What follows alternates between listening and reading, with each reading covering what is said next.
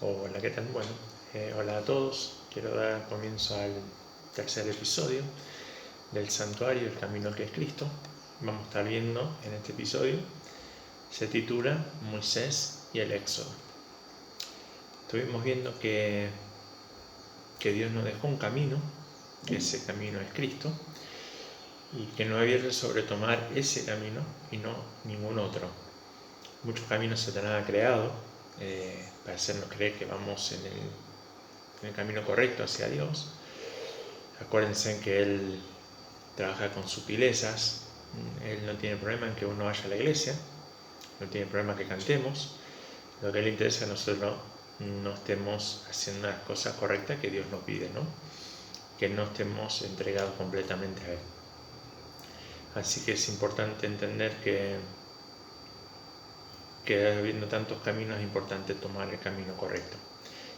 Así que eso es lo que fuimos viendo, y vimos que ese camino está en el santuario, que es un mapa que nos va marcando los pasos que debemos seguir si queremos estar de vuelta con Dios. Creo que eso es algo que todos queremos, ¿no? Estar con Dios y estar con Cristo. Así que, bueno, también vimos como cada paso que damos en el santuario representaba a Cristo. Y hoy vamos a ver cómo Dios llevó al pueblo de Israel por ese mismo camino. Vamos a comenzar con una oración. Querido amante Padre que estás en los cielos, te damos gracias por la oportunidad de estudiar tu palabra, de ver ese camino que nos dejaste a través de Cristo, para poder llegar de vuelta a ti, Señor. Tu Espíritu Santo nos guíe, nos dé entendimiento, y que podamos razonar.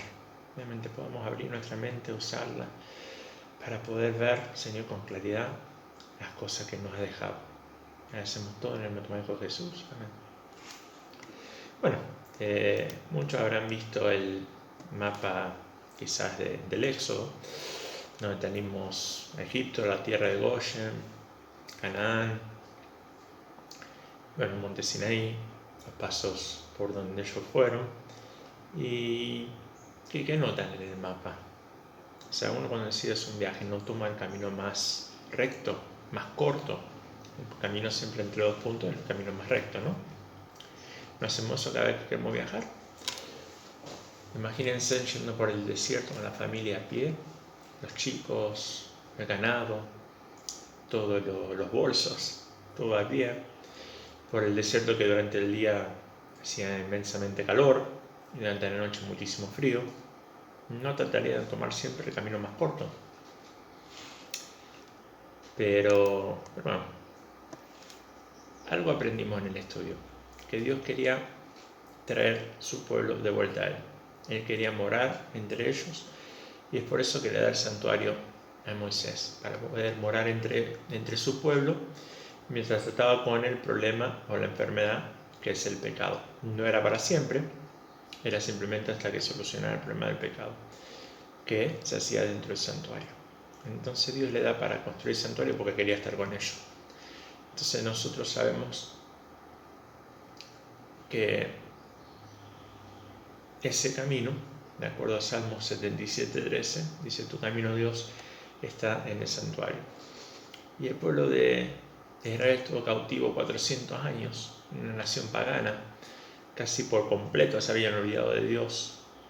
Muchísimos ya no recordaban, a muchas generaciones ahí esclavizadas entre un pueblo pagano. Y él necesitaba demostrarle el camino que debían tomar para poder llegar a él.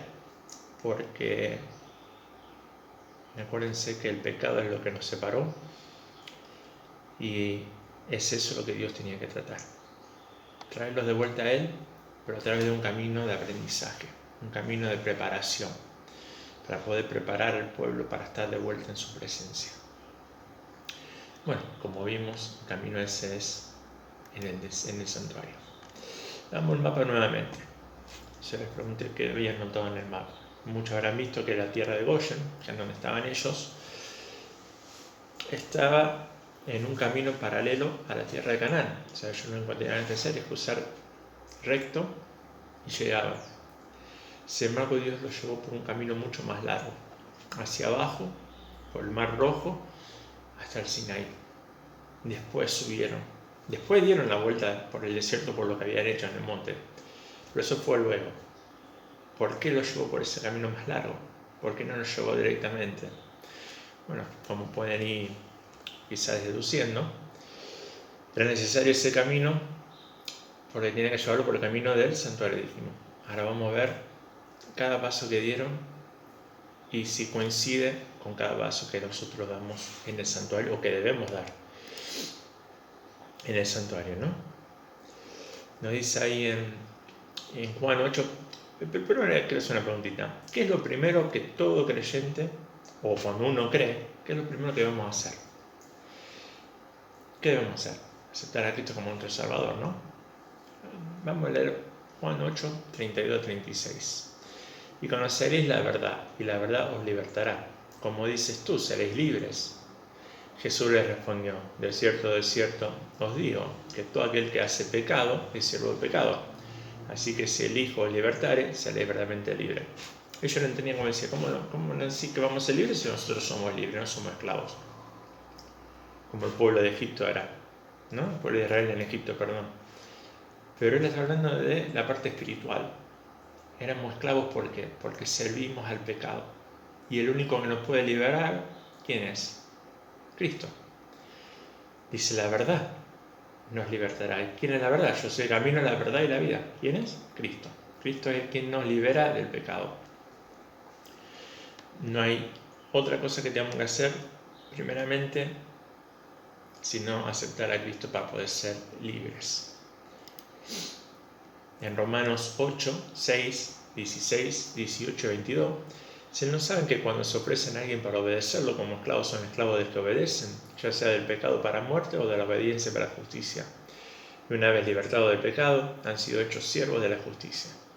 Pero ahora, libres del pecado y hechos siervos de Dios, tienen como su recompensa la santificación y al fin la vida eterna. Porque la paga del pecado es muerte, pero el don de Dios es vida eterna en Cristo Jesús, Señor nuestro. A través de Cristo somos libres. Somos libres, ¿no? Y la recompensa es la santificación para vida eterna. O sea, primero que necesitamos libertarnos del pecado y el único que puede hacerlo es Cristo. O sea que lo primero que cada creyente debe hacer es aceptar a Cristo como su Redentor, su Libertador. Y el pueblo de Egipto estaba también en esclavitud. No solamente física, sino espiritual. Estaban sirviendo ya a dioses ajenos, pues se estaban olvidando ya de quién era Dios. Y no podían servirlo en la tierra de Egipto. Dios lo tenía que sacar de ahí. ¿No? La pregunta era entonces, ¿eran esclavos? Sí. ¿Estaban ser liberados? Sí. Ahora, ¿qué fue lo primero, o mejor dicho, lo último que sucedió antes de poder ser liberados? ¿Qué fue lo primero? O lo último que sucedió antes de que saliera. ¿Se acuerdan? Ahí tenemos un mapita del santuario. ¿Qué era lo primero que tenían que aceptar? A Cristo. ¿Qué fue lo último que sucedió antes de que ellos fueran libertados? ¿Se acuerdan que dijimos que nosotros para ir al Padre tenemos que ir por Cristo, en el santuario? Ellos decían en Éxodo 5:3, nos dicen que querían, Moisés le pidió a Faraón que el pueblo sea libertado para poder ir a adorar a Dios en el desierto. O sea, querían ir a adorar a Dios, ¿no? ¿Cuál era el primer paso que tenían que dar dentro del santuario y se querían ir a adorar a Dios? ¿No? Aceptar a Cristo, Cordero. Vamos a ver en Éxodo 12, 3, 6 y 12 al 13. Veamos si sucedió, si ese fue el primer paso. Y se hablara a toda la congregación de Israel diciendo, en el 10 después de este mes tomase cada uno un cordero por las familias de los padres, un cordero por familia, y habéis de guardarlo hasta el día 14 de este mes, y nos morará toda la congregación del pueblo de Israel entre las 2 tardes. Pues yo pasaré aquella noche por la tierra de Egipto, y heriré a todo primogénito en la tierra de Egipto, así en los hombres como en la bestia, y haré juicio en todos los dioses de Egipto, yo, Jehová. Y la sangre os será por señal en las casas donde vosotros estéis, y veré la sangre, y pasaré de vosotros, y se no habrá en vosotros plaga o mortandad, cuando heriré la tierra de Egipto. Tenían una noche terrible por delante. Iban a ser muertos los primogénitos por boca de Faraón. Pero Dios, como siempre en su inmenso amor, le dio una posibilidad de evitar esa muerte. ¿A través de qué? Pero alguien tenía que morir, Cordero. cordero debía ser sacrificado, apartado el día 10, y esto es importante, y sacrificado entre las 2 tardes del día 14. Y la sangre tenía que ponerse en el poste para poder ser salvos. Ellos tenían que estar adentro de su lugar. Y no era solamente ellos, porque muchos dicen, no, la salvación era para el pueblo de Israel.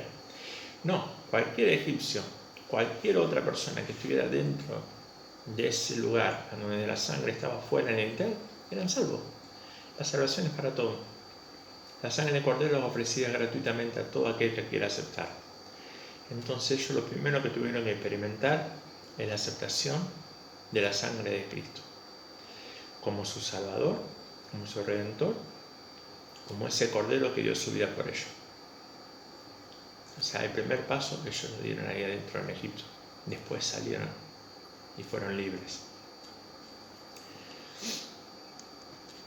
Bueno, acá vemos el mapa, que vemos que el siguiente paso es el lavacro o bautismo, ¿no?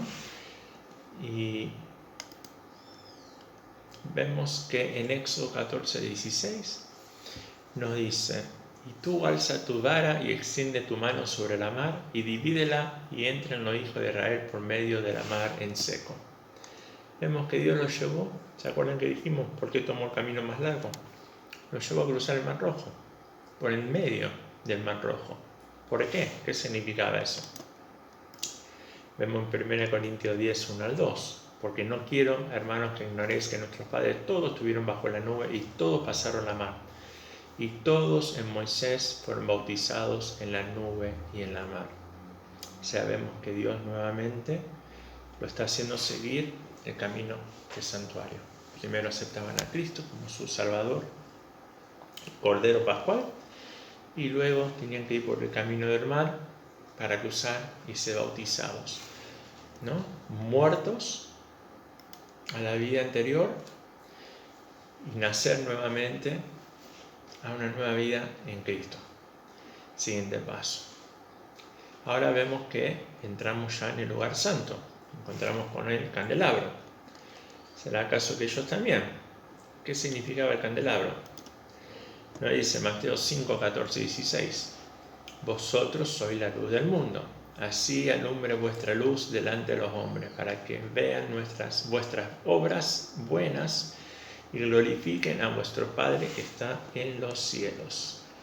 Nuestras obras glorifican a Dios. Nuestras obras glorifican a Dios. Apocalipsis 14, 7. Dad gloria a Dios, dice. Temer a Dios y darle gloria. Juan 17, 4. Yo te he glorificado en la tierra, he acabado la obra que me diste que hiciese. Nosotros tenemos que glorificar a Dios. La forma en que lo glorificamos haciendo la obra que Él nos da es la obediencia hacia Dios. Que vean nuestras buenas obras. Buenas, lo opuesto es malo. Lo malo es pecado, lo bueno es justicia, ¿no? Es hacer lo justo. Entonces, ¿qué es lo justo? Si lo opuesto es lo malo, que es pecado, entonces lo justo es los mandamientos, el cumplir con la ley. Nuestras buenas obras, nuestra obediencia, glorifica a Dios.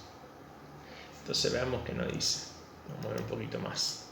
1 Corintios 10:31. Si pues coméis o bebéis o hacéis otra cosa, haced todo para la gloria de Dios. Todo lo que hagamos. Todo. Cada momento de nuestra vida debe glorificar a Dios con nuestras obras, demostrando que somos hijos de Dios.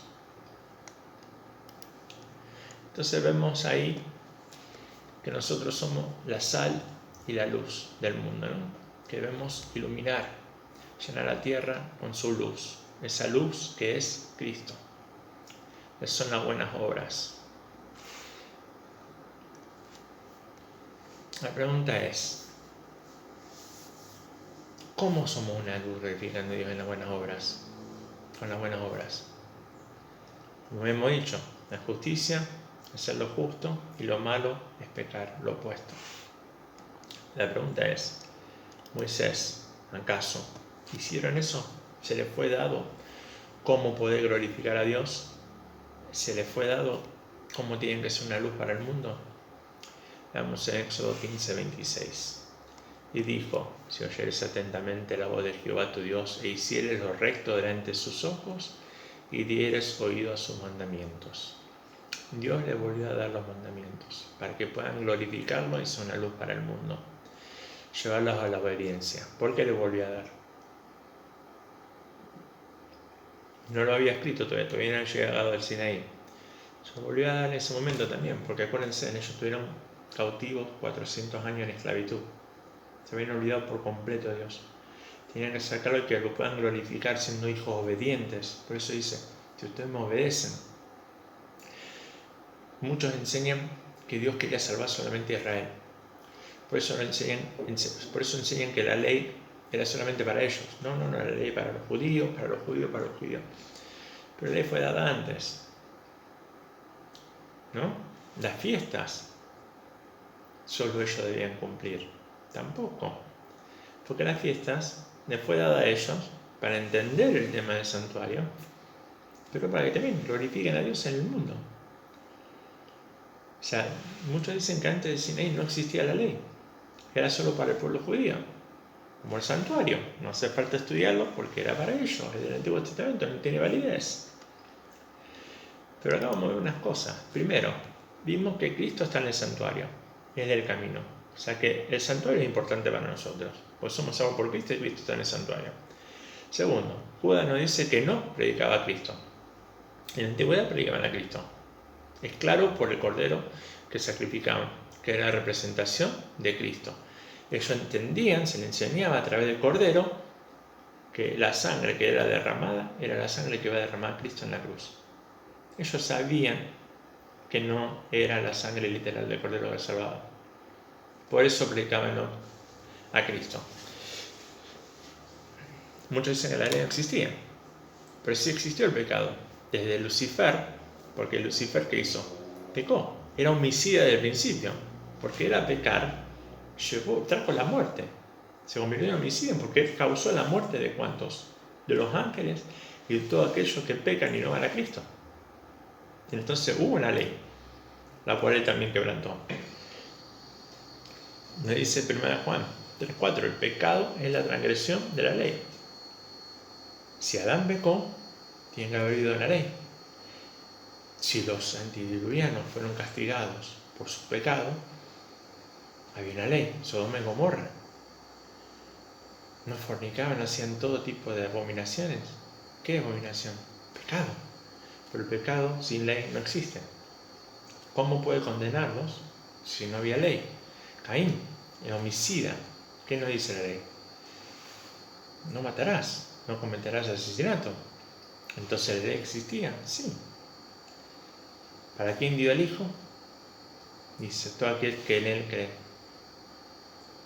Al mundo lo dio, para el mundo entero.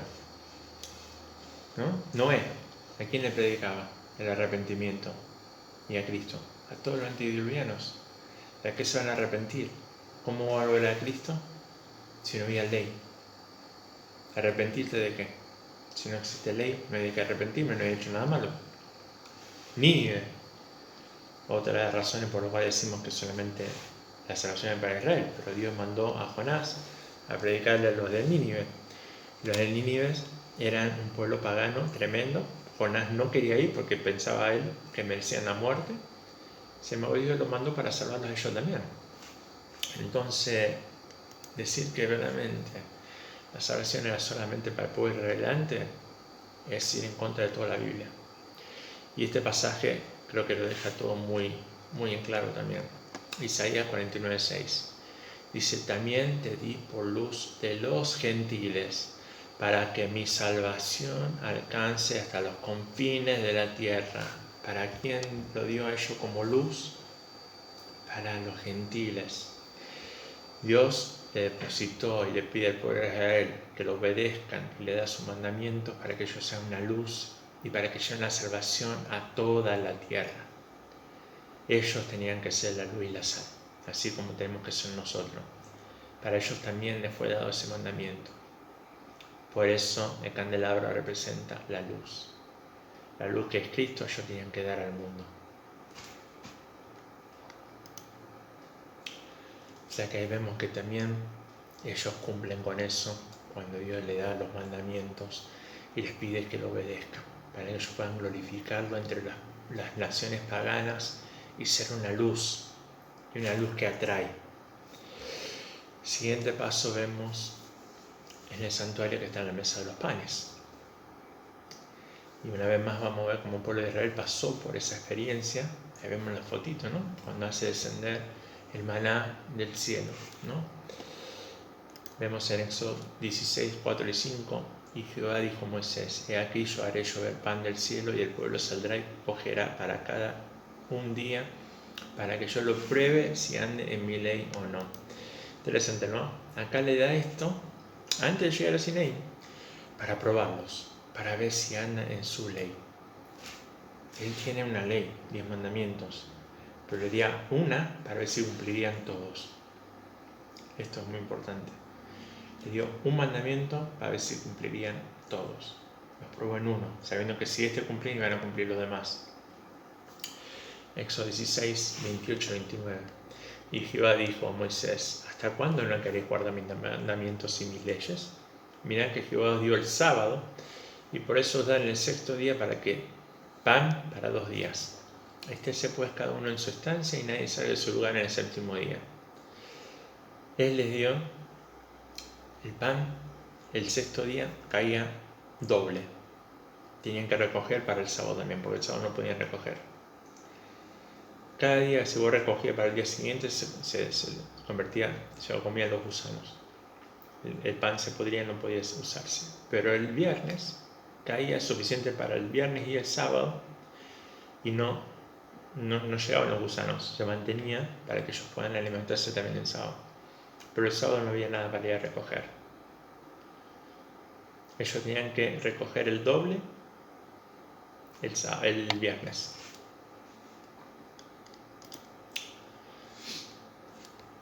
Lamentablemente hoy mismo nosotros rehusamos a seguir lo que Dios nos dice. Los mandamientos no fueron dados por primera en el Sinaí. Ahí solamente fueron escritos en las tablas, pero antes fueron escritos en los corazones. Recuerden que no puede haber pecado sin ley. Si Adán pecó, si Satanás pecó, si Caín cometió homicidio, todo eso significa que conocían la ley, sino de lo contrario jamás Dios lo podía haber culpado de algo que ellos no sabían. Si no, sería un Dios realmente malvado, un Dios como Satanás realmente lo pinta.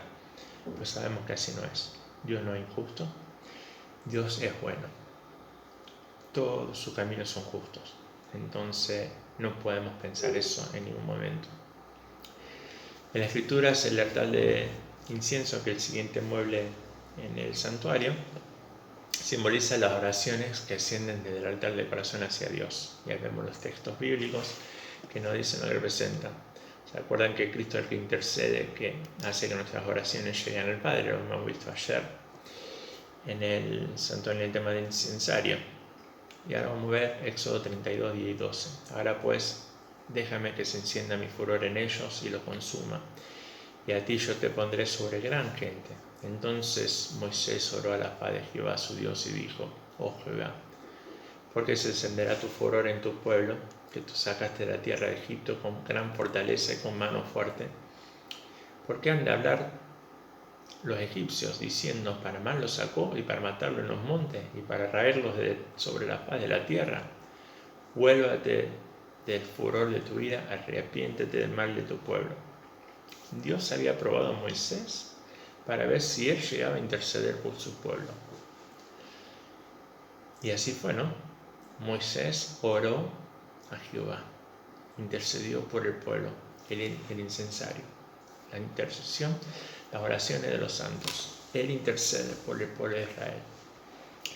Preocupado encima, fíjense, no por él mismo, sí, tampoco tanto por el pueblo, sino por lo que el pueblo de egipcio y paganos, lo que ellos iban a pensar de Dios, que los sacó al final para matarlo, que no pudo convertirlos a ellos en un pueblo obediente. Él estaba preocupado en el nombre de Jehová, en lo que pensarían los otros, que en sí mismo, ¿no? Qué maravilloso, ¿no? Y eso nos muestra Éxodo 31 y 32. Entonces volvió Moisés a Jehová y dijo: ruégote, pues, este pueblo ha cometido un gran pecado, porque se hicieron dioses de oro, que perdone ahora su pecado, y si no, tráeme ahora de tu libro que has escrito. Qué maravilloso, ¿no? Él le dice, por cuidando el nombre de Jehová mismo, le dice que perdone a su pueblo, y si no, que él mismo lo saque del libro de la vida. A él no le importaba su salvación, le importaba más el nombre de Dios, ¿no? El vindicar el nombre de Dios. Qué maravilloso. Y así es como nosotros también debemos ser. Poder interceder, no preocuparnos de nuestra propia salvación, sino preocuparnos por cómo estamos haciendo quedar a Dios ante el mundo y ante todo aquello que nos rodea. El siguiente paso y el final es llegar a la presencia de Dios, ¿no? Donde todos quedamos ahí. En Éxodo 33, 14 y 15 entramos ya en el lugar santísimo, en el lugar donde está el arca del pacto y donde está la ley. Y nos dice, y él dijo, mi rostro irá contigo y te haré descansar. Y él respondió, si tu rostro no ha de ir conmigo, no me saques de aquí. Y en Éxodo 40, 34, 38, entonces una nube cubrió el tabernáculo del testimonio y la gloria de Jehová hinchó el tabernáculo. Y no podíamos entrar en el tabernáculo del testimonio porque la nube estaba sobre él y la gloria de Jehová lo tenía lleno. Y cuando la nube se alzaba del tabernáculo, los hijos de Israel se movían en todas sus jornadas. Pero si la nube no se alzaba, no se partían hasta el día en que ella se alzaba. Porque la nube de Jehová estaba de día sobre el tabernáculo y el fuego estaba de noche en él, a vista de toda la casa de Israel, en todas sus jornadas. La presencia de Dios descendía sobre el lugar santísimo, sobre el arca del pacto, el arca del testimonio. Ahí estaba la presencia de Dios. Y ahí los guió Dios a su presencia. Vemos que cada paso del santuario el pueblo de Israel hizo para llegar a la presencia de Dios. Simbólicamente, cada paso tenía una razón por ser. Simbolizaba algo que iba a suceder o algo que está sucediendo en el cielo. Simboliza los pasos que nosotros tenemos que dar, la parte espiritual, para poder llegar a Dios, aceptar a Cristo, bautizarnos, alimentarnos diariamente con el pan, que es la palabra de Dios, la luz, el aceite, que es el Espíritu Santo. Para que podamos ser una luz, a diario debe llenarse eso. Todos los días necesitamos el Espíritu Santo. El incensario de nuestras oraciones hacia Dios, también intercediendo por los demás, continuamente, día y noche debemos estar orando a Dios. Cada momento que tenemos libre en nuestras mentes, en nuestras cabezas, no hace falta que se arrodille. Y finalmente podemos entrar en presencia de Dios. Es el camino que nosotros debemos tomar. Y vamos a ver después, más adelante, cómo hay algunos que están tomando caminos alternativos. Y vamos a ver dónde están cada uno parado en los distintos caminos que están tomando. Así que vemos que Dios quiere volver a unirnos. Nosotros no hemos divorciado por el pecado, y Cristo quiere descender como el esposo para recibir a su esposa. Que podamos realmente prepararnos y tomar ese camino que Él nos dejó, y no el que el hombre nos marca. Dios lo bendiga.